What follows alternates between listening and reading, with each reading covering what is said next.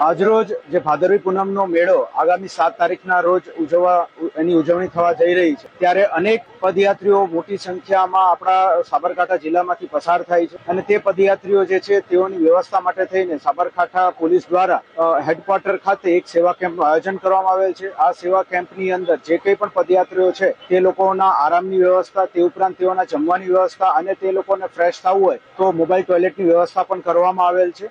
24 કલાક આ સેવા કેમ્પ શરૂ રહેશે અને આગામી 7 તારીખ સુધી આ સેવા કેમ્પનું આયોજન કરવામાં આવ્યું છે. અમારી મા અંબેને પ્રાર્થના છે કે અહીંયા આવનાર તમામ પદયાત્રીઓ જે છે તેઓ સકુશળ આખી યાત્રા પૂર્ણ કરે અને સાબરકાંઠા પોલીસનો પણ એ જ પ્રયત્ન છે કે તમામ પદયાત્રીઓને વધારેમાં વધારે અમારા તરફથી ફેસિલિટી પૂરી પાડવામાં આવે. અહીંયાથી શરૂ કરીને તે છેક આપણી ખેરોજ ખાતે આપણી બોર્ડર સુધી સાબરકાંઠા પોલીસ દ્વારા પેટ્રોલિંગ પણ ગોઠવવામાં આવેલ છે. અલગ અલગ જગ્યાએ સેવા કેમ્પની અંદર પોલીસના પોઈન્ટ્સ પણ રાખવામાં આવેલ છે. ટ્રાફિક મેનેજમેન્ટ સુચારુ રીતે થાય એના માટે થઈને વ્યવસ્થા પણ કરવામાં આવેલ છે. મોટી સંખ્યામાં રિફ્લેક્ટર જેકેટ્સ અને રિફ્લેક્ટર્સ જે છે તે પોલીસને પણ આપવામાં આવેલ છે અને પદયાત્રીઓને પણ આપવામાં આવનાર છે, જેથી રાત્રિ દરમિયાન તે લોકો ચાલીને જતા હોય તો મોટા વાહનોને તે ઇઝીલી દેખાઈ જાય. અમારી પણ સર્વે પદયાત્રીઓને વિનંતી છે કે આપ સૌ લોકો જે પોલીસ દ્વારા જે કંઈ પણ સૂચના આપવામાં આવે તેનું પાલન કરો, રોડની સાઈડમાં ચાલો. કોઈ પણ એવી અત્યારે ખૂબ મોટી સંખ્યામાં વરસાદ થઈ રહ્યો છે ત્યારે જે જગ્યાએ વોટર બોડીઝ છે,